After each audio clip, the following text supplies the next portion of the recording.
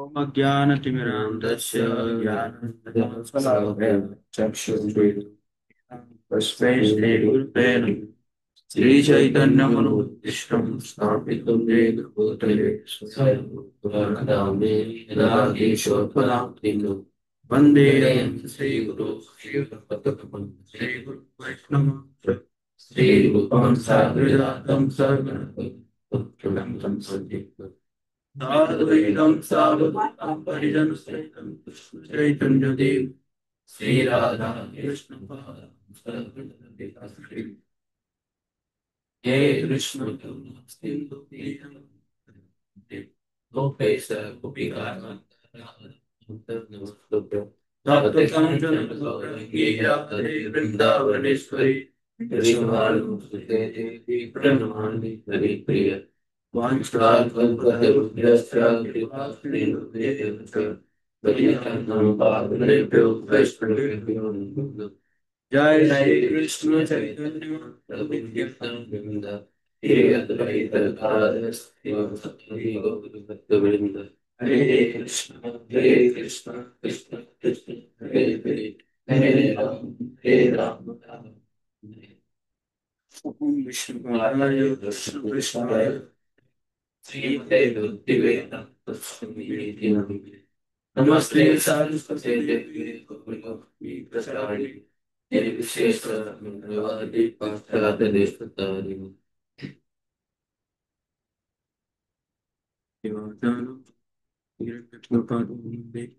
श्री गुरुदिनदारिणे श्री चैतन्येश्वरं परमहंसं नमस्कृत्य नरो चैवं नरोत्तमं देवीं सरस्वतीं व्यासं ततो जयमुदीरयेष्टप्रहर्षभद्रेषु नित्यं भागवत सेवया भगवती उत्तम श्लोके भक्तिर्भवति नैष्ठिकीम्। ओम नमो भगवते वासुदेवाय ओम नमो भगवते वासुदेवाय। सुदेवाय ओम नमो भगवते वासुदेवाय। सुदेवाय ओम नमो भगवते वासुदेवाय। तस्याम् अजनयत् पुत्रान् पुत्रान् पुरञ्जन्यां पुरञ्जनः पुरञ्जनः शतानि एकादश विराट विराट आयुषः अर्धम् अथ अत्यगात्।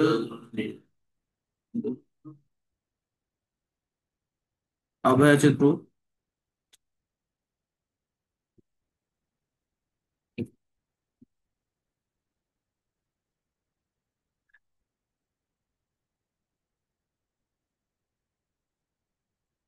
युगनायक प्रभु।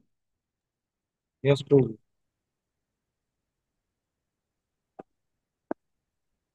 हाँ, तब नारद मुनि ने राजा प्राचीन भविष्य को संबोधित करते हुए कहा, विराट, इस प्रकार राजा पुरंजन अपनी पत्नी पुरंजनी के गर्भ से 1100 पुत्र उत्पन्न किए, किंतु इस कार्य में उसका आधा जीवन व्यतीत हो गया।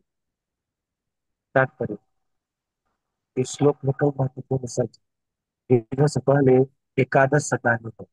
पुरंजन की अपनी पत्नी से 1100 पुत्र उत्पन्न हुए और इस प्रकार उसका आधा जीवन व्यतीत हो गया। वास्तव में हर मनुष्य के साथ ऐसा होता है।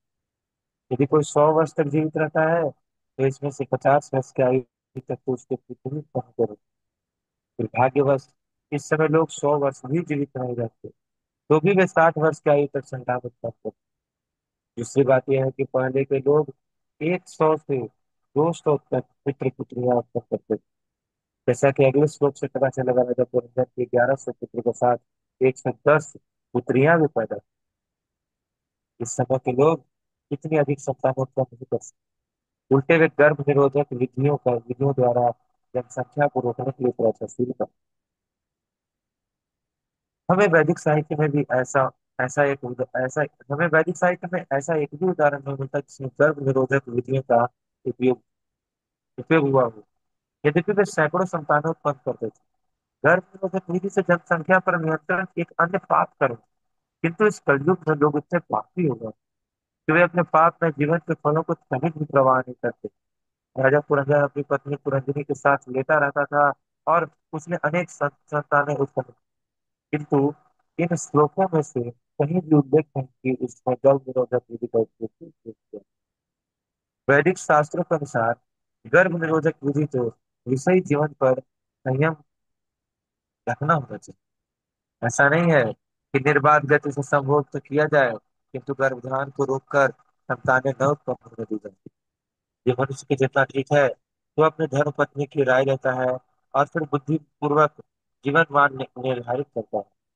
दूसरे शब्दों में यदि सौभाग्यवश अच्छी प्रयत्नशील पत्नी प्राप्त हुई तो पारस्परिक विचार विमर्श से मनुष्य निश्चित करता है यह जीवन कृष्ण चेतना में प्रगति के निमित्त है। अनेक संतानें उत्पन्न करने के संतानें परिणाम है।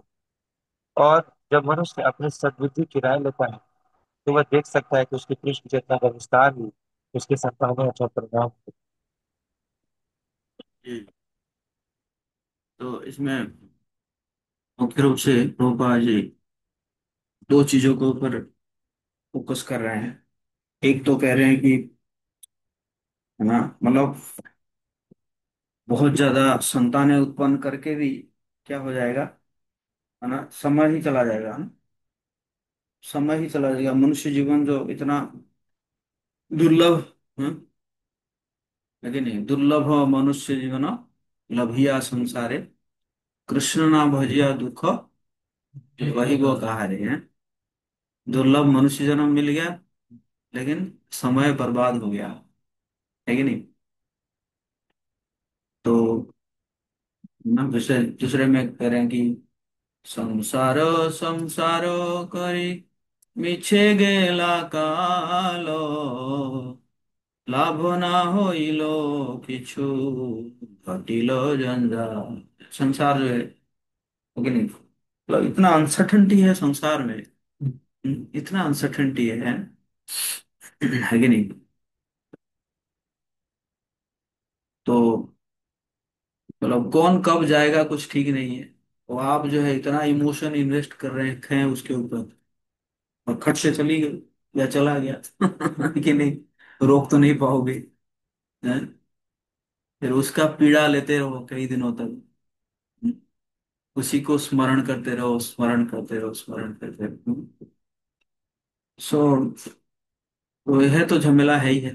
तो इसलिए अगर संसार कोई गृहस्थ आश्रम में जाता है तो उसको बहुत ही ना, बहुत ही लिमिटेड रेगुलेटेड रहना चाहिए।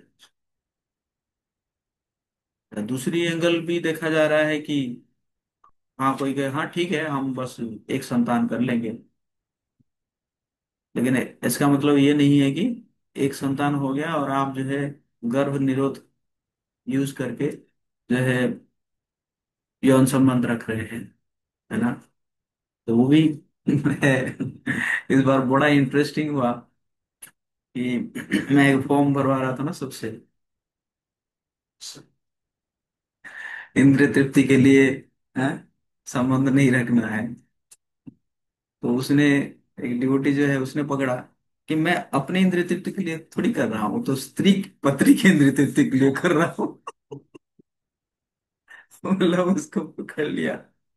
मैंने कहा नहीं नहीं, वो पत्नी का इंद्रिय तृप्ति में तुम्हारा इंद्रिय तृप्ति नहीं हो रहा है क्या। सो फिर वो ना अपने पत्नी से बात किया, फिर पत्नी कैसे कैसे करके परमिशन दी, मतलब एकदम जस्ट दीक्षा से पहले, जस्ट आधा घंटा पहले ये प्रोसेस चल रहा था। मैंने कहा नहीं मैं नहीं दूंगा। फिर वो है, उसके पत्नी ने अलाउ किया, तब जाके उसने, ये जो भी है। तो है ना, ये रूपा जी कह रहे हैं कि कोई ऐसा था नहीं, ऐसा हमको है ना, ये गर्भ निरोध का प्रोसेस ऐसे मतलब पहले था नहीं कुछ ऐसा ना। हाँ संतानें होते थे, जितना संतान जो है आप वो कर सकते हो, मतलब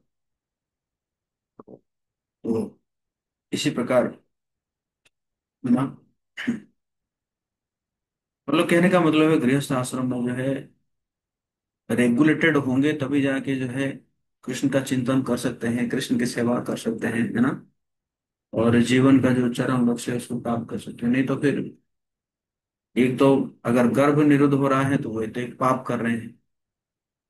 तो दूसरी एंगल क्या है, अगर आप बहुत सारा संतान उत्पन्न कर रहे हैं, उसमें भी क्या है कि उसमें भी जो है उनके पीछे समय जाएगा, ठीक है नहीं। तो दोनों एंगल से देखा जाए तो बहुत ही, है ना, जैसे कहते हैं ना कि तलवार के ऊपर चलना ठीक है नहीं, इसी प्रकार है। तो दोनों एंगल को देख के चलना पड़ेगा, ये मतलब इवन रेगुलेटेड सेक्स लाइफ होना चाहिए जिसमें ये यूज ना हो, गर्भ निरोधक का कोई ये ना हो। दूसरी एंगल क्या है कि संतान भी ज्यादा उत्पन्न ना हो। तो यही दो चीज को प्रभुपाद जी यहाँ पे फोकस कर रहे हैं।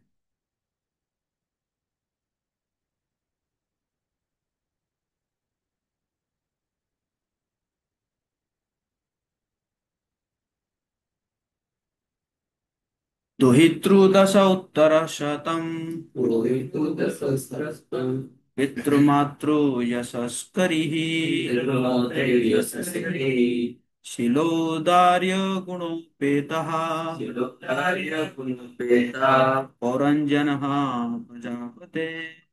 प्रजापते।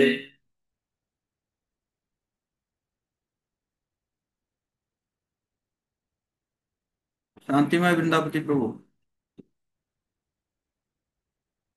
जय जी।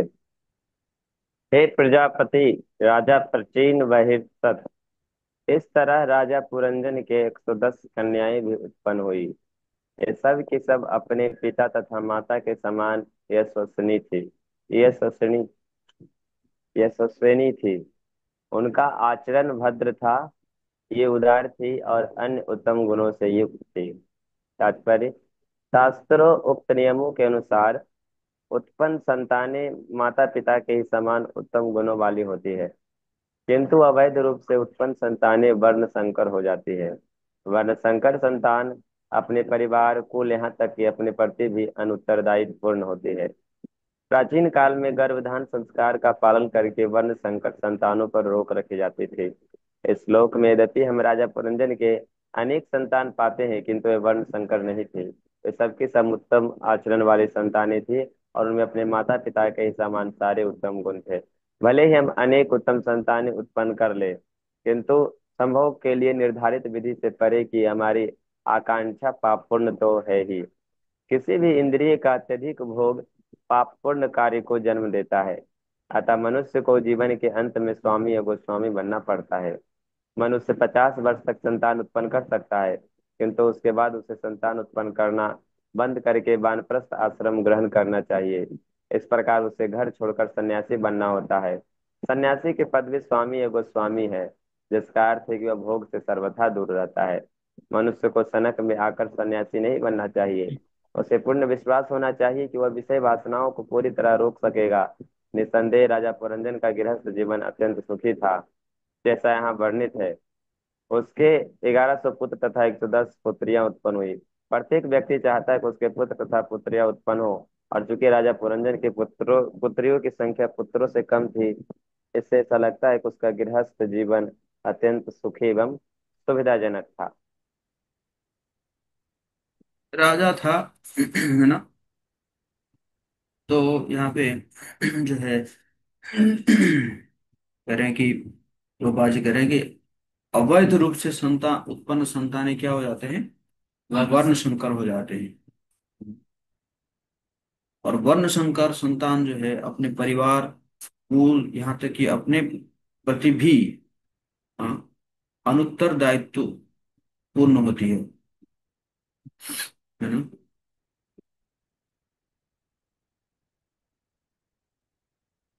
तो इसलिए पहले गर्भाधान संस्कार होता था। और फिर गोपाल जी कह रहे हैं कि संभोग के लिए निर्धारित विधि से परे की हमारी आकांक्षा पाप पूर्ण तो है ही है।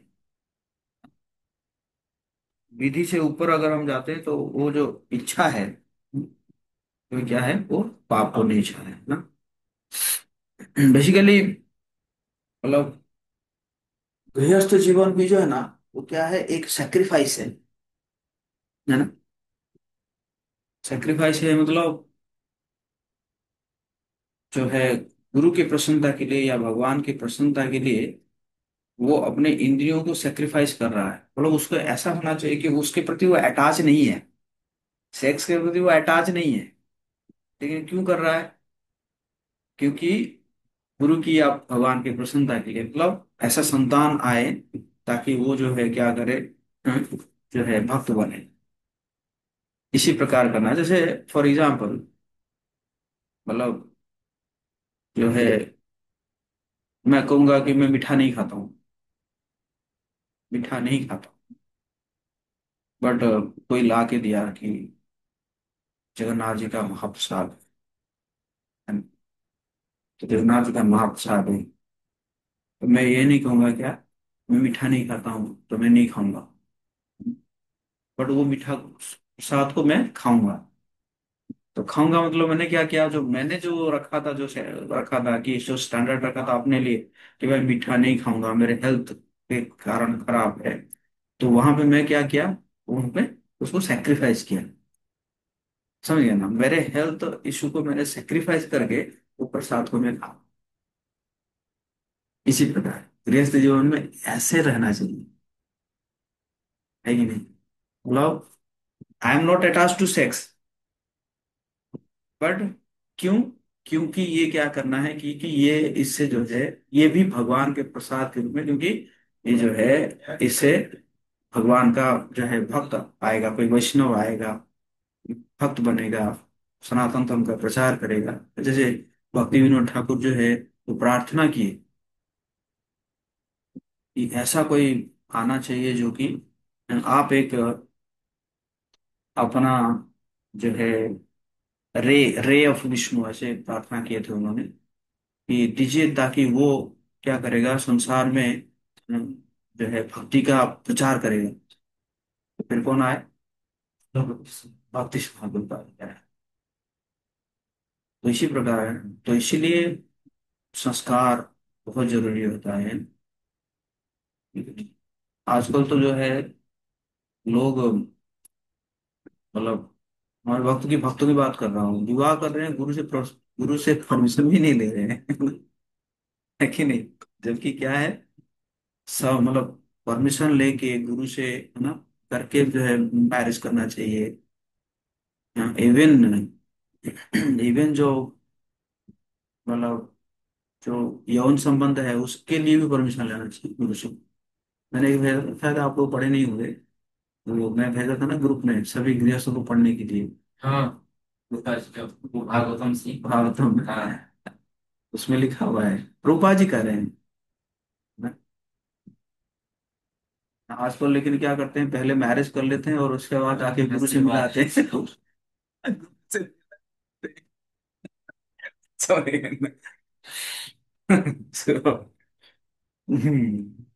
डर जाते हैं कहीं गुरु मना कर दे तो।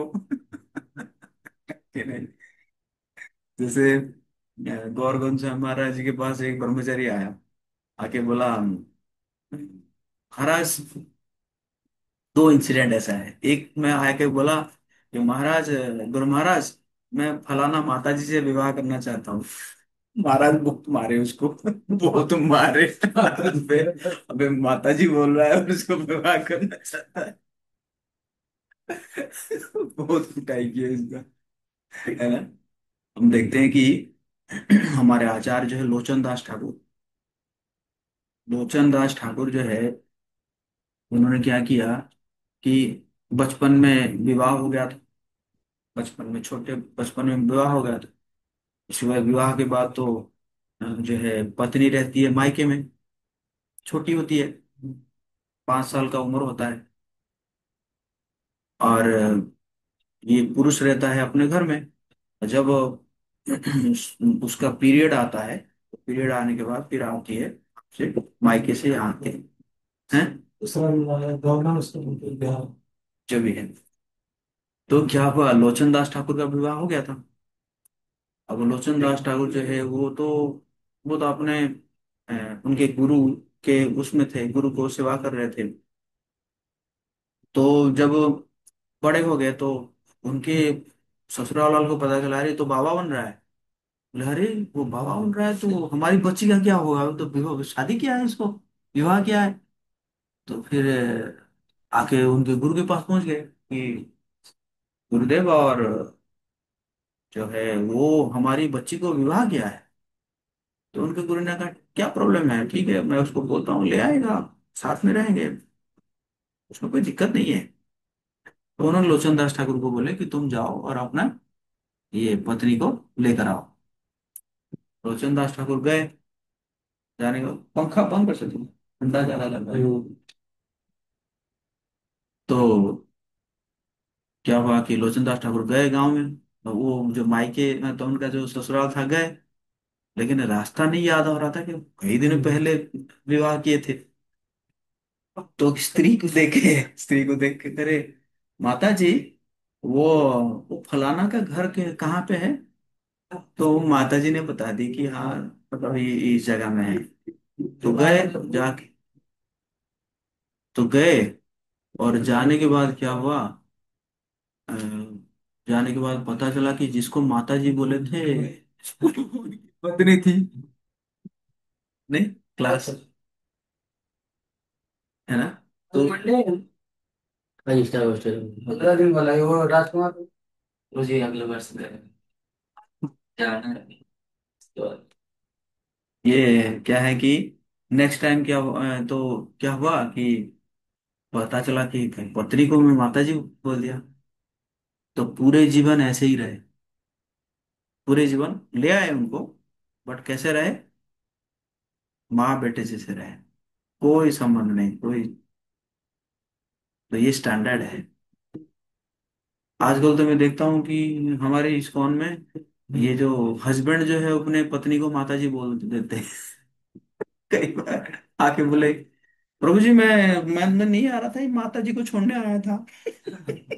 हमारे महाराज कहते हैं राधा गोविंद महाराज, एक बार कोई जो है एक मतलब मिलाने लेकर आया, बोला महाराज थोड़ा माता जी से बोल मिल लेते। तो महाराज बोले हाँ हाँ क्यों नहीं, आपकी माता जी मेरी माता जी है। वो तुरंत बोला नहीं नहीं मेरी पत्नी है। लेकिन तो ये एक इंसिडेंट था। दूसरा इंसिडेंट था, एक ब्रह्मचारी आया गौरगौन साहब महाराज से, बोला कि मैं आई वॉन्ट टू मैरी, मैं शादी विवाह करना चाहता हूँ। तो महाराज बोले यस। तो कहा कि क्या, तुरंत गुरु महाराज बोल रहे यस, बड़ा खुश हो गया। बोले, फिर बोले टू होम। वो बोलने वाला था कि मैं मतलब ठीक करके रखा हूँ। तो बोले टू श्रीमद् भागवतम, टू कृष्णा। मतलब विवाह करना तो किसके साथ करना है, भागवतम के साथ करना है, कृष्ण के साथ करना है ना। है ना? तो इसी प्रकार है।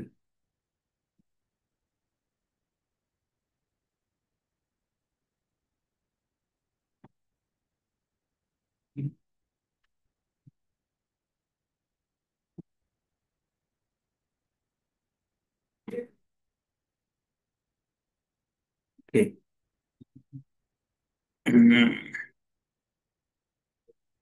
सपांचालपतिः पुत्रान् सरपंच देव पितॄन् स विवर्धनान् दौरः संयोजयाम् आस दुहितृः सदृशः वरैः।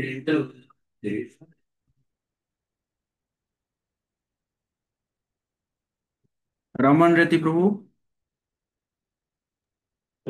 और इसमें पूछे तत्पश्चात पांचाल देश के राजा पुरंजन ने अपने पैतृक कुल की वृद्धि के लिए अपने पुत्रों का विवाह योग्य वधुओं के साथ और अपनी कन्याओं का विवाह योग्य वरों के साथ कर दिया। वैदिक प्रथा के अनुसार हर व्यक्ति को विवाहित होना चाहिए। मनुष्य को इसलिए पत्नी ग्रहण करनी पड़ती है कि वह संतान उत्पन्न कर सके और ये संतानें आगे चलकर भोजन तथा दाह क्रिया जैसे कार्य संपन्न कर सके, जिससे पुरखे प्रसन्न रह सके। भगवान विष्णु के नाम पर दिया गया अर्पण पिंड पिंडोदक कहलाता है और किसी भी वंश के वंशजों के लिए आवश्यक है कि अपने पितरों को पिंड प्रदान करें। पंचाल का राजा पुरंजन न केवल अपने विषयी जीवन से तुष्ट था, अपितु उसने अपने 1100 पुत्रों तथा 110 पुत्रियों को विवाहित उनके काम भोग जीवन की व्यवस्था कर दी। इस प्रकार निरंकुश परिवार को वंश के पद तक उठाया जा सकता है। इस श्लोक की महत्वपूर्ण बात यह है कि पुरंजन ने अपने पुत्रों तथा पुत्रियों सभी का विवाह करा दिया। माता पिता का कर्तव्य है कि वह अपने पुत्रों तथा पुत्रियों के विवाह की व्यवस्था करे। वैदिक समाज में यह अनिवार्य है। विवाह के पूर्व पुत्रों तथा पुत्रियों को विपरीत लिंगी लोगों से स्वच्छंदता पूर्वक मिलने नहीं दिया जाना चाहिए। इस वैदिक सामाजिक संगठन की विशेष बात यह है कि इससे अवैध स्त्री प्रसंग या की वर्ण संकरता रुकती है, जो कि इस समय विविध नामों के रूप में प्रचलित है। दुर्भाग्यवश इस युग में माता पिता अपनी संतानों को विवाहित करने के लिए चिंतित रहते हैं, किंतु संतानें माता पिता द्वारा व्यवस्थित विवाह करने से मना कर देती है। इसलिए संसार में विभिन्न नामों के अंतर्गत वर्ण संकरों की इतनी वृद्धि हो रही है। वही। इनको बताइए। अरे आपके रूम में वो था ना, थैले में आम ना, ताकि पर उसमें दे दे तो 4-5 दिन खराब दिए। तो बेसिकली यहाँ पे क्या कहा जा रहा है ऑफर कि है ना। क्या कहा जा रहा है सही है, ऑफर करना। कि अगर कोई मतलब गृहस्थ आश्रम में है, उसका ये जिम्मेदारी बन जाता है पुत्र और पुत्रियों को, है ना, विवाह ही करा दे सही समय पे, है ना। आजकल क्या समस्या है कि इतना लेट कर देते हैं ना विवाह में। कहते हैं कि भाई ये लग जाएगा, सेट हो जाएगा, है ना।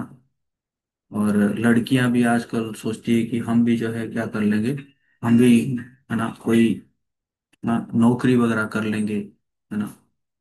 क्योंकि क्योंकि वो मतलब आजकल वो है ना कि मतलब दोनों को समान वो देना है ना। मतलब लड़की जो है ऐसे सोचती है कि नौकरी कर लेगी तो क्या है, कभी भी अगर वो मतलब लात भी मार सकती है सही है ना, है कि नहीं। अगर ना उसके हिसाब से सब चलेगा तो इसी प्रकार।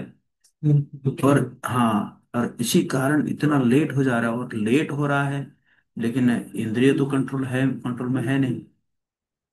और बाहर इतना ज्यादा जो है मेल फीमेल का इतना ज्यादा घुल मिलना और अट्रैक्शन, सेक्सुअल प्रोपागेंडा ये सब चल रहा है। तो इसी कारण जो है क्या हो रहा है कि बहुत ज्यादा पोल्यूटेड हो रहा है संसार में, बहुत ज्यादा पोल्यूटेड। कई कई कई कई गर्ल्स हॉस्टल में ये सर्वे लिया गया है, 50 से 60% लड़कियां जो है वो अबॉर्शन करती है, वो हॉस्टल में रहते रहते पढ़ते पढ़ते ना, जो है 60-70% लड़कियां जो है अबॉर्ट अबॉर्ट कर दी है। तो बहुत प्रकार की, अब मतलब ये ना हो फिर भी जो है मतलब मन में जो है वो हमेशा क्या होता है कि स्त्रियां जो है वो पुरुष को लेकर चल रहे हैं, पुरुष जो है वो स्त्रियों को लेकर चल रहे हैं, है ना। ब्रेकअप हो गया तो फिर दूसरा, है कि नहीं। तो इसीलिए यहाँ पे बेसिकली इस श्लोक में ये बताया गया है कि जो गृहस्थ लोगों को उनको क्या करना चाहिए, टाइम से, है ना, टाइम से जो है विवाह करा देना चाहिए, है ना, विवाह करा देना चाहिए। भाई इसके ऊपर डिपेंडेंसी नहीं होना चाहिए कि ये सेट हो जाएगा वो सेट हो जाएगा, है ना। वैसे जीवन में कुछ सेट होता ही नहीं है है कि नहीं। जो सेट हो जाते हैं वो भी कहाँ, कौन सी, है ना, कौन सी बढ़िया जिंदगी जीते हैं, है ना। हाँ? एक बिजनेसमैन की उसका वो हुआ, मतलब पत्नी के साथ वो हुआ, सेपरेशन हुआ, मतलब शायद पिछले मंथ 8,000 करोड़ का बिजनेस था उसका, है ना। और उसकी पत्नी जो है, उसकी पत्नी मतलब ये कैसे करके उसका चार्ट मिल गया कि उसकी पत्नी जो है मतलब किसी दूसरे पुरुष से जो है मतलब वो मंगवा रही है जो होता है ना, जो गर्भ निरोधक का वो मंगवा रही है। तो फिर पता चला, फिर ब्रेकअप हुआ। तो उसकी पत्नी ने कहा कि मैं उनसे खुद खुश खुश नहीं थी, है ना, जो भी है। तो मैं कह रहा हूँ जो सेटअप, जो सेटल्ड हो जाते हैं वो भी कौन सी बढ़िया जिंदगी जी रहे हैं ना। तो इसीलिए गृहस्थों को क्या चाहिए, हमारे जो भक्त भक्त गृहस्थ होते हैं उनको ये चाहिए, बाकी तो सब गृह विधि का जीवन जी रहे हैं, हमारे भक्त अगर गृहस्थ का जीवन जी रहे हैं तो उनको क्या करना चाहिए, है ना, समय पे ही अपने पुत्री या पुत्रों को क्या करना चाहिए, विवाह कराना चाहिए। यही प्रभुपाद जी का संदेश है इसमें।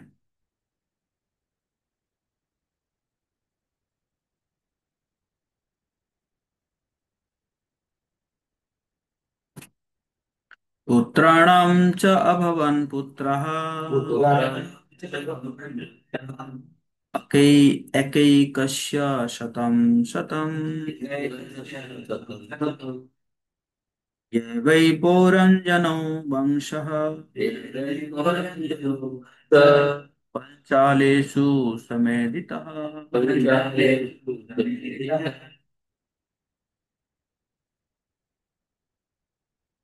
अव्यवचित रूप है क्या मीटिंग में?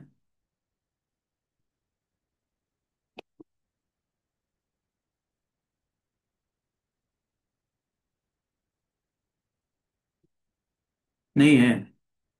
ठीक है, धीरज पूर्वक पढ़िए। इन अनेक दयालु, पुत्र दयालु गुरु है।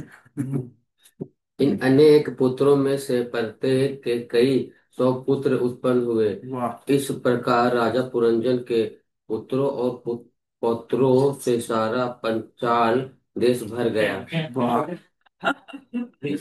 एक बार प्रभुपाद जी गए थे किसी के घर में, बहुत बहुत रिच फैमिली का। तो वो अपने परिवार को आके मिला रहा था ना, तो पूरा एकदम लंबा लिस्ट था एकदम, ये मेरे सब बेटे हैं, ये मेरे बहू है ना, ये मेरे नाती है, ये पुत्रियां हैं, ऐसे सब एकदम बहुत लंबा लिस्ट मिलाया। मतलब बहुत समय तक लगा उसको मिलाने के लिए, सबको मिला के फिर वो गया। तो प्रभुपाद जी बैठे थे अपने डिसाइपल के साथ, बोले उसको एक ही लाइन बोलना था, this is all about my sex life. लेकिन नहीं, इतना बोल देता तो हम समझ जाते, है ना। जी। हमें स्मरण रखना चाहिए कि पुरंजन जीव है और पंचाल देश शरीर है। शरीर जीव की कर्म भूमि है, जैसा कि भगवत गीता में कहा गया है। क्षेत्र क्षेत्रज्ञ अंग दो होते हैं, एक तो जीव क्षेत्रज्ञ तथा दूसरा जीव का शरीर क्षेत्र। यदि कोई थोड़ा भी विचार करे तो स्पष्ट हो जाएगा कि प्रत्येक जीव शरीर से ढका हुआ है और शरीर ही उसकी संपत्ति है। व्यवहारिक अनुभव तथा शास्त्रों से यह जाना जा सकता है। भगवत गीता 2.13 में कहा गया है, देहिनोस्मिन देह, शरीर का स्वामी आत्मा इस शरीर के भीतर रहता है। यह शरीर पंचाल देश है, जहाँ जीव जीव गंध रस रूप स्पर्श तथा शब्द के द्वारा इंद्रियों का भोग कर सकता है। इस संसार में प्रत्येक जीव सूक्ष्म तथा स्थूल तत्वों से आवृत होकर कर्म तथा कर्मफल उत्पन्न करता है। उन्हें रूपक के रूप में पुत्र तथा पौत्र कहा गया है। ये कर्मफल दो प्रकार के होते हैं, पवित्र तथा अपवित्र। इस प्रकार हमारा जीव विभिन्न कर्मों से आवृत होता रहता है। इस प्रसंग में श्रील नरोत्तम दास ठाकुर लिखते हैं, कर्म कांड ज्ञान कांड केवल विषेर भांड, अमृत बलिया ये खाए, नाना योनि सदा फिरे, कदर्य भक्षण करे, तार जन्म अधः पाते आए। कर्म कांड तथा ज्ञान कांड विषय के प्याले के तुल्य है, विष विष की। के प्याले के तुल्य है। जो भी उन्हें अमृत समझकर पीता है उसे नाना शरीरों में अत्यधिक परिश्रम करना पड़ता है। ऐसा मनुष्य सभी प्रकार के भक्ष्या भक्ष्य भक्ष्य भक्ष्य भक्ष्या भक्ष्य भक्ष्य। भक्ष्य खाता है और अपने इंद्रिय भोग के कारण सर्वत्र घृणित बनता है। इस प्रकार जिससे वंश वृद्धि होती है वह कर्म फलों का क्षेत्र विषयी जीवन से प्रारंभ होता है। पुरंजन ने अपने वंश की वृद्धि पुत्र तथा पौत्र उत्पन्न करके कि इस प्रकार जीवात्मा इंद्रिय तृप्ति में लगकर हजारों कर्मों तथा कर्म फलों में फंसता है। इस प्रकार वह इस संसार में इंद्रिय तृप्ति के लिए रहता है और एक शरीर से दूसरे शरीर में अंतरण अंतरण करता रहता है। अपने पुत्र तथा अनेक पुत्र अनेक पुत्र तथा पौत्र उत्पन्न करने की इस विधि से तथा कथित राजा राष्ट्र समाज जाति समाज राष्ट्र। समाज राष्ट्र जाति आदि का जन्म होता है। ये सब विषय जीवन के प्रतिफल है, जैसा कि प्रहलाद महाराज ने भागवतम 7.9.54 और क्या? यन्मे युथायादि गृह मेदि सुखम ही तुच्छम। तुच्छम। गृह मेदि वह है जो इस संसार में बना रहना चाहता है। इसका अर्थ यह हुआ कि वह इस शरीर या समाज के भीतर रहकर मित्रता, प्रेम तथा वंश सुख भोगना चाहता है। उसका एकमात्र सुख है कि इंद्रिय सुखांद्रियों की संख्या बढ़े। वह स्त्रीय भोग संभोग संभोग कर करता हाँ, है। स्त्रीय संभोग करता है, पुत्र उत्पन्न करता है, जिससे जिसके जिनके विवाह के पश्चात पौत्र उत्पन्न होते हैं। ये पौत्र भी विवाह करके संतानें उत्पन्न करते हैं। इससे सारा संसार आवश्यकता से अधिक आबाद हो जाता है। अब तब प्रकृति युद्ध, भूखमारी, रोग, भूकंप इत्यादि के रूप में नाना प्रकार के कर्म फल उत्पन्न करती हैं। इस तरह सारी जनसंख्या विनष्ट होकर पुनः जन्म लेती है। भगवत गीता 8.29 में बारंबार सृजन तथा प्रलय की यह क्रिया वर्णित है। भूत्वा भूत्वा प्रलीयते। प्रलीयते। कृष्ण चेतना के अभाव में यह सारी सृष्टि तथा विनाश मानव सभ्यता के नाम पर चलते रहते हैं। आत्मा तथा परमात्मा के ज्ञान के अभाव में यह चक्र निरंतर चलता जाता है। हम्म। हमारे हमारे जो है क्या बोलते हैं, ये मेरे बैचमेट जब जाने की मैं ब्रह्मचारी बन गया हूँ तो हमारा ये वो है, जो है वो लेक्चर वेक्चर सुनता रहता है मेरा। बोला हमारे क्लास का टॉपर था तो बोला बोला कि I am very much proud कि कम से कम तुमने जो है ना, ये जो क्या बोलते हैं पॉपुलेशन कंट्रोल में तुमने एक बड़ा कदम लिया है कि नहीं, मतलब कम से कम एक शाखा तुमने बंद कर दिया कि नहीं, जैसे कम से कम थोड़ा सा कंट्रोल होगा तो, है कि नहीं। अगर शाखा बढ़ता, जैसे क्या हुआ कि मेरा भतीजा का जब जन्म हुआ ना, अभी मैं गया था ना भतीजा का वो संस्कार करने के लिए, तो जब उसका जन्म हुआ तो मैं गया, घर गया, घर क्या कर दो। तो जब घर गया तो क्या हुआ कि घर गया तो मैं उसका आशीर्वाद दिया तो मैंने आशीर्वाद दिया कि तुम भी मेरे जैसे बनो अब जैसे मोहल्ले वाले सुने, एकदम तुरंत कह रहे, खुद तो अपना अपना वंश को लुप्त कर दिया मतलब क्या कहना है कि आगे ये तो भी खुद स्टॉप कर दिया, आगे कम से कम एक हुआ है इसको भी स्टॉप करना चाहता है मतलब उनका ये चिंता है कि भाई आगे अगर नहीं होगा तो फिर आगे कौन करेगा, कौन मतलब है ना, कौन उद्धार करेगा या जो भी है है ना। तो उसी प्रकार प्रभुपाद जी यहाँ पे कह रहे हैं कि है ना तो जो है बहुत ज्यादा जो है ना ये पुत्र हो गया, पोता हो गया, फिर उसके हो गए, है ना, इससे क्या हो रहा है, प्रकृति का भी एक वो है ना, लिमिट है ना, प्रकृति जो है इतना तक करके रखी है ना। बट अगर नहीं है तो फिर क्या होगा, ऐसे ऐसे होगा, है भूतवा भूतवा प्रलीयते, है ना। तो ये सब जो है बता रहे हैं हम, है कि नहीं। अब बिहार में देखो हर घर में जमीन का केस चल रहा है, हर कोई घर ऐसा मिलेगा जहाँ भी जमीन का केस नहीं है। कहीं ना कहीं मतलब 1 इंच के लिए, 2 इंच के लिए, 1 सेंटीमीटर के लिए जो है चल रहा होगा, है ना। है कि नहीं? तो ये सब क्यों हो रहा है? इसीलिए हो रहा है ना। तो इसलिए हमारा तो देखा जाए तो समाज के प्रति बड़ा अवदान है हम लोगों का, मतलब पॉपुलेशन कंट्रोल में, है कि नहीं? पॉपुलेशन कंट्रोल में हमारा बड़ा अवदान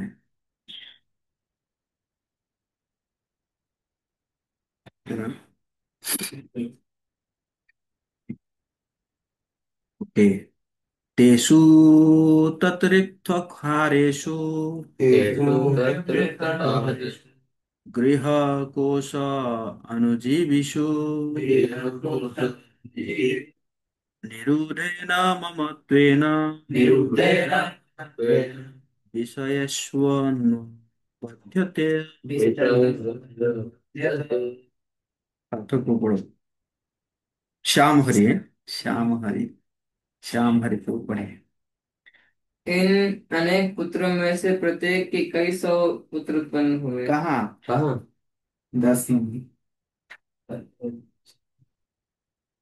पुत्र तथा पौत्र। एक पुत्र तथा पौत्र एक प्रकार से पुरंजन के घर खजाना नौकर सचिव एवं दूसरे सारे सार सामान समेत सारी धन संपदा को लूटने वाले थे तथा अन्य सारे सामान सारी धन संपदा को लूटने वाले थे। राजा पुरंजन का इन वस्तुओं से प्रगाढ़ संबंध था। एक मैं रियल घटना कह रहा हूँ कि हम्म, ऐसे दो फ्रेंड थे।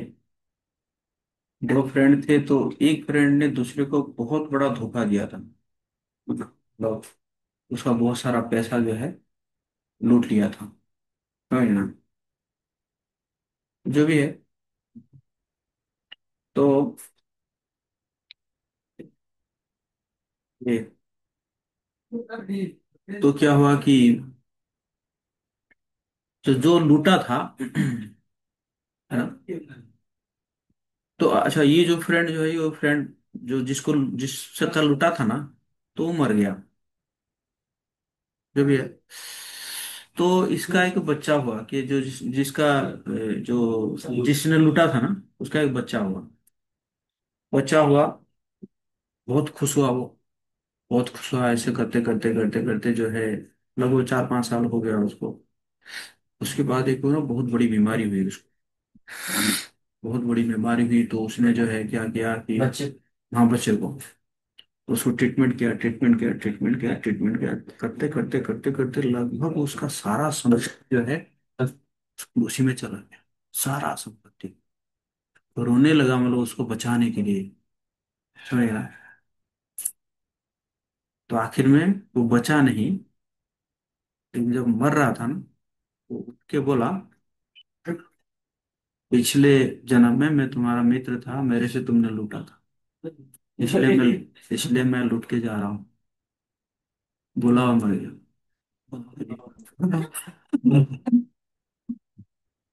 Real real incident.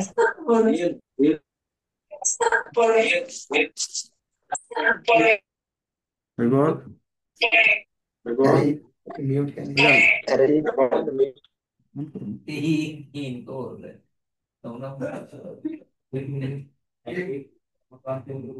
समझे ना?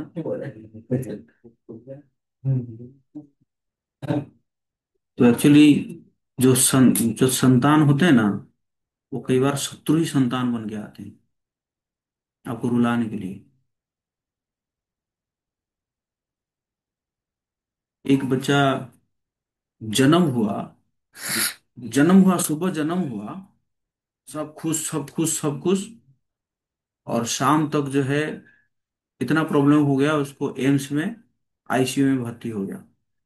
छोटा बच्चा, मतलब 1 दिन का बच्चा, 10 दिन रहा आईसीयू में, 10 लाख रुपए खर्चा किया, और 11वें दिन मर गया। कौन था वो? बताइए, कौन था वो? शत्रु। 10 दिन रुलाया, सबको परेशान किया, 10 लाख रुपए लूटा, और 11वें दिन मर गया। तो मतलब कौन था? शत्रु।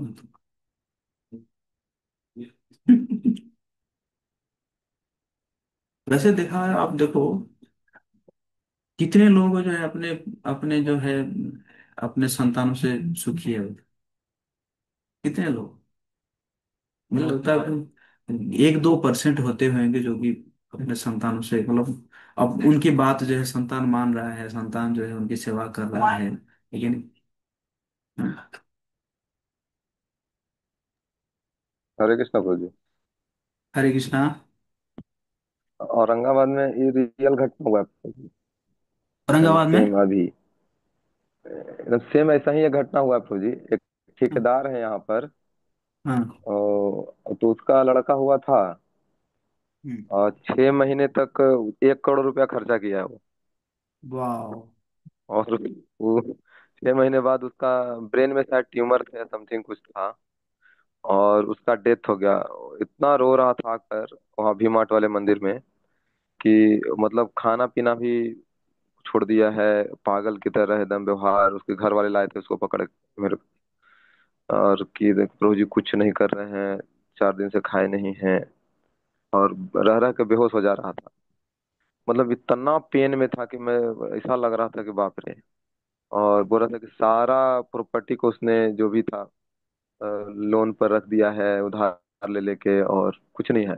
छोटा मोटा ठेकेदार था, नाली गली गली उली बनाता था। तो इतना दुख में था। तो मैं देखा तो मुझे भी यही बात याद आया था कि बाप रे बाप, सच में पुत्र लोग जो रहते हैं ना, ऐसा ही लूटा इसलिए होगा ये भी किसी किसी को। बाप रे बाप, इसलिए इसलिए एकदम रियल साधु घटना है संत फौजी, अभी 2 महीना पहले घटना है। हाँ। 2 महीना पहले घटना है। अभी राजीव जी का दोस्त है फौजी वो। हाँ, राजीव जी जानते हैं, राजीव जी जानते हैं उसको अच्छे से। तो साधु सावधान।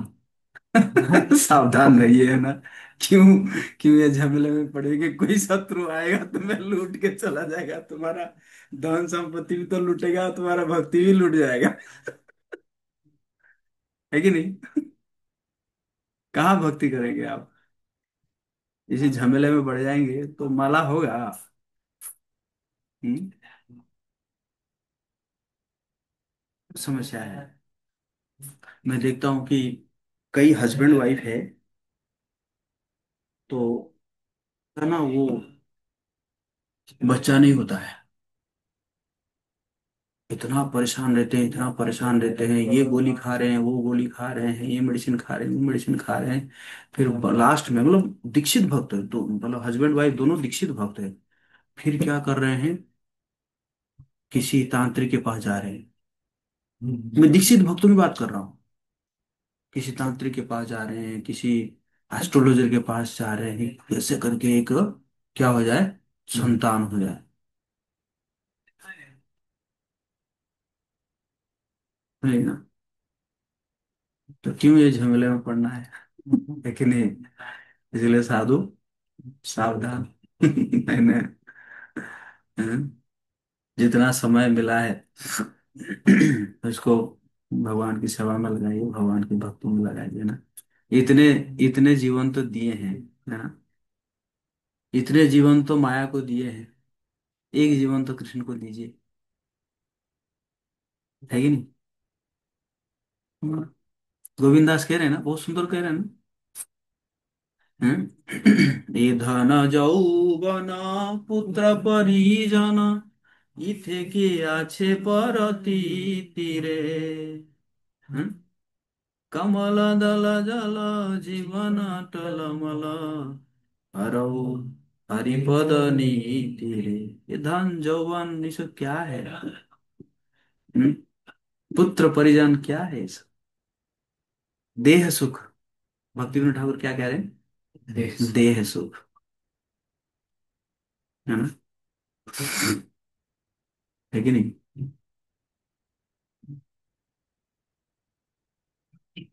दुर्लभ जो पहला सॉन्ग में क्या कह रहे हैं, भजहु रे मन श्री नंद नंदन अभय चरणार बिंद रे। दुर्लभ मानव जन्म सत्संगे तरहु रे भव सिंधु रे। भजहु रे मन श्री नंद नंदन अभय चरणार विंद। है कि नहीं? विफले से बिनु कृपण दुर्जन चपल सुख बोला गिरे। थोड़ा सा सुख के लिए चपल सुख, है कि नहीं? 24 घंटे में 10 मिनट का सुख, समझ गए ना? बाकी 23 घंटा 50 मिनट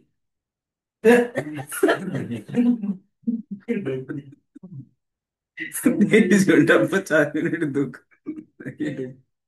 चप्पल सुख लबलाएर थोड़ा सा सुख के लिए, थोड़ा सा सुख के लिए।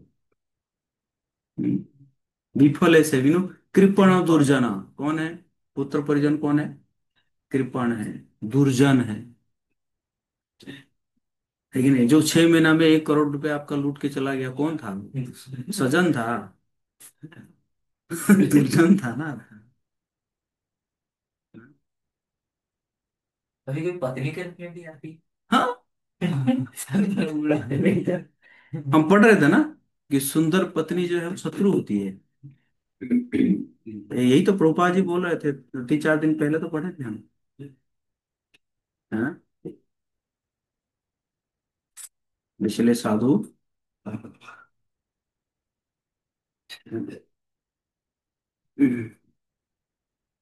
आगे परपट नहीं पढ़े थे हम? पढ़िए, परपट पढ़िए। इस श्लोक का रिक्थाहारेषु शब्द अत्यंत महत्वपूर्ण है, जिसका अर्थ है धन को लूटने वाले। किसी के भी पुत्र पौत्र या अन्य वंशज अंततः उनकी संचित संपत्ति के लुटेरे ही होते हैं। ऐसे अनेक विख्यात व्यापारी तथा उद्योगपति हैं जो अनंत संपत्ति अर्जित करते हैं और उनकी जिनकी जनता में काफी प्रतिष्ठा रहती है, किंतु अंत में उनकी सारी संपत्ति उनके पुत्रों और पौत्रों द्वारा लूट ली जाती है। हमने भारत में एक ऐसा उद्योगपति देखा है जो राजा पुरंजन की तरह अत्यंत विषयी था और जिसके आधा दर्जन पत्नियां थी। इन पत्नियों में से हर एक के लिए पृथक पृथक आवास का प्रबंध था। इसमें हजारों रुपए खर्च होते थे। जब मैं उससे बातें कर रहा था तो मैंने देखा कि वह अपने प्रत्येक पुत्र तथा पुत्री के कम से कम 5 लाख रुपए जुटाने के लिए प्रयत्नशील था। इस तरह ऐसे उद्योगपति व्यापारी या कर्मी शास्त्रों में मूढ़ कहे जाते हैं। वे कठिन परिश्रम करते हैं, धन जोड़ते हैं और इसमें सुख पाते हैं कि उनके पुत्र तथा पौत्र उस धन को लूटें। ऐसे लोग अपनी संपत्ति को वास्तविक मालिक के पास लौटाना नहीं चाहते, जैसा कि भगवत गीता में कहा गया है, भोक्तारम योग्य तत्साम सर्वलोक महेश्वरम।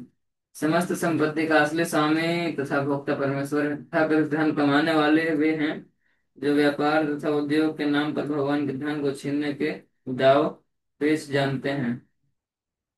इस धन को संग्रह करने के बाद उन्हें इससे अपने पुत्र तथा पौत्रों को द्वारा लूटता देखकर आनंद होता है। यह जीवन की भौतिकवादी शैली है। इसमें मनुष्य शरीर के भीतर बंद रहता है और मिथ्या अहंकार द्वारा मोहग्रस्त रहता है। इस प्रकार वह सोचता है कि मैं यह शरीर अध्यात्म बुद्धि अहंकार उत्पन्न होती है। इसी मिथ्या अहंकार के वशीभूत होकर मनुष्य अपने परिवार, राष्ट्र या समुदाय से अपने को एकाकार समझता है।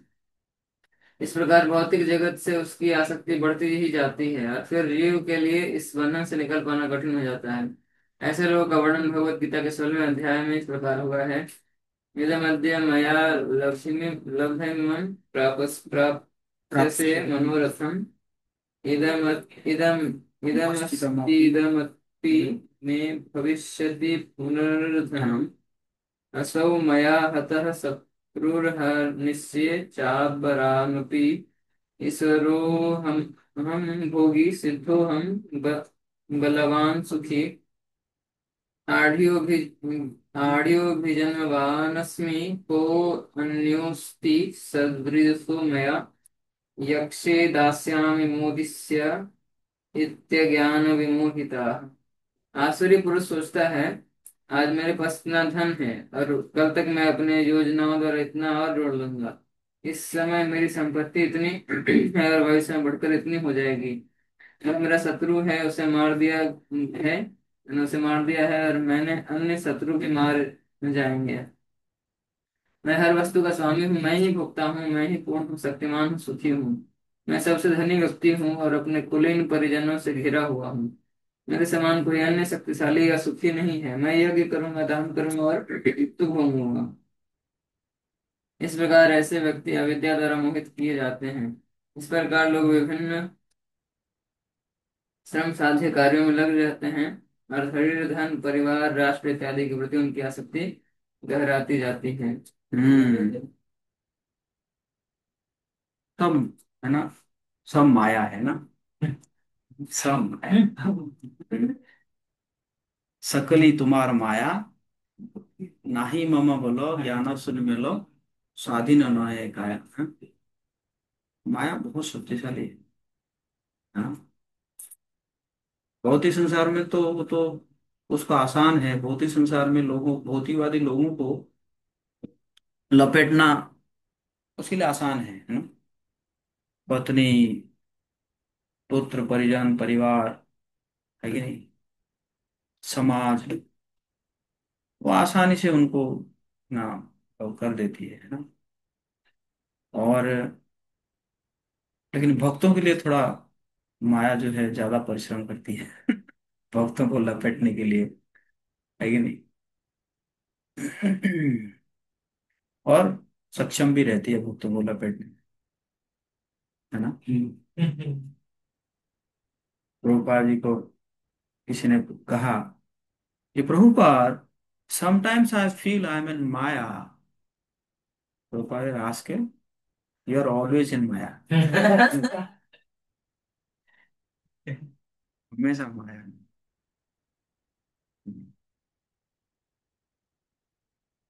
तो इसलिए हमें प्रार्थना करना चाहिए कि जो दुर्लभ मनुष्य जीवन मिला है, समय कितना, समय जो है ना, जैसे से जो जो भाव के स्टेज में है, उसका एक लक्षण ये है कि अव्यर्थ कालत्वम। वो क्या करता है, एक सेकंड भी वेस्ट नहीं करना चाहता है ना। चाणक्य पंडित कहते हैं कि एक समय, एक सेकंड अगर आपका लॉस हो जाता है, मतलब चला जाता है, तो आप संसार के सारा संपत्ति भी दे दोगे, फिर भी वो एक सेकंड वापस नहीं आएगा। देखा जाए तो मतलब हम लोग क्या दे रहे हैं, समय ही दे रहे हैं ना, है कि नहीं। समय ही दे रहे हैं। आप देखो, हर चीज में ना, मतलब जो चीज आपको मतलब जिस चीज में आप समय देते हो, इसका मतलब वो आपको प्रायोरिटी है। समझ गए ना। आप जिस किसी को समय दे रहे हो, कोई कोई फ्रेंड है, आप समय दे रहे हो, इसका मतलब क्या है, वो फ्रेंड आपका क्या है, प्रायोरिटी है। आपके रिलेशन में किसी को अगर आप समय दे रहे हो, इसका मतलब वो कौन है, आपका प्रायोरिटी है ना। तो सभी सभी जो खेल है वो किसके ऊपर है, समय के ऊपर है कि नहीं। आप जिसका ज्यादा स्मरण कर रहे हो, स्मरण कर रहे हो मतलब समय जा रहा है, स्मरण करने में समय जा रहा है, इसका मतलब वो आपके प्रायोरिटी प्रायोरिटी।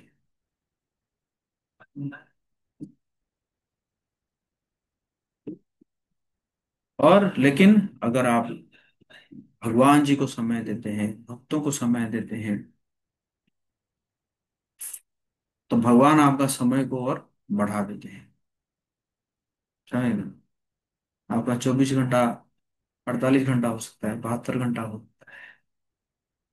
है। और भगवान को अगर समय ना दे के किसी और को समय देंगे, भक्तों के अलावा, तो आपके पास समय की कमी रहेगी। लोग कहते हैं ना, मेरे पास समय नहीं है, मेरे पास समय नहीं। क्यों समय नहीं है, क्योंकि वो भगवान को समय नहीं दे रहे हैं।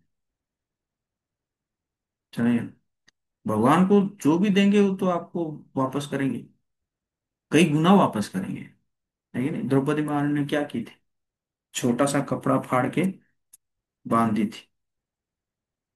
जब वो शिशुपाल का वो काटने के बाद जो चक्र वापस आया, तो भगवान की लीला था, भगवान जो है कि अंगुली थोड़ा कट हो गया। तो पूरे भरी सभा में एकदम सब लोग हैं, तो कितनी महंगी साड़ी पहनी होगी, मतलब रानी है, फाड़ दी कपड़ा, फाड़ के बांध दी भगवान की उंगली में। भगवान ने क्या किया, वस्त्र का अवतार बन गया उनके लिए कुरुसभा में। कुरुसभा तोले सुनी द्रौपदीर जनान, कोटि वस्त्र देई कल लज्जा तांक हरण, जगबंधु है गोसाई। मतलब करोड़ों वस्त्र दे दिए भगवान ने। सुदामा ने क्या दिया था, एक मुट्ठी चावल चूड़ा जो भी कह सकते हो, है कि नहीं। भगवान ने पूरा, उनका पूरा गांव को जो है, पूरा सब मोहल्ला को चेंज कर दिया। उसके बाद भी भगवान ने क्या कहा, कहा कि फिर भी मैं ऋणी ऋणी रह गया। क्यों? क्योंकि सुदामा तो, उसके पास चावल नहीं था, वो किसी के घर से भिक्षा लाकर जो है मुझे दी थी, दिया था। मैं अगर कहीं से भिक्षा ला के देता, मतलब कहीं से और ला के देता, तो फिर बराबरी होता। मैं किसी किसके पीछे अभी चलूं, पूरा संसार तो मेरा है, इस संसार के बाहर तो कुछ है ही नहीं, है कि नहीं। तो कहने का मतलब है, भगवान जी को आप जो भी देंगे, भगवान आपको कई गुना आपको वापस करेंगे। भगवान किसी के ऋणी नहीं रहते हैं। तो भगवान आपको अगर समय दोगे, तो भगवान भी आपका समय को बढ़ा देंगे, है ना। भगवान तो बहुत प्रसन्न है, जबकि आप सब अपना अपना जवानी दे दी है कि नहीं? जवानी दे दी आप लोगों ने, कि जवानी के समय में जो है, इंद्रियां जो है कितने स्ट्रांग है, इंद्रिय भोग कितने लालसाएं हैं। तो आपने उसको जो है ना, उसके सब सेक्रीफाइस करके अपने आप को भगवान को दे दिए। तो जरूर भगवान जो है कभी भी, है, आपके ये दान को भगवान कभी भी नहीं भूलेंगे, है ना, है कि नहीं। ओके, हम यहीं पे विराम देते हैं। हरे कृष्णा कृष्ण कृष्ण हरे हरे, हरे राम हरे राम, जगत की जय। किसी का कोई प्रश्न है क्या?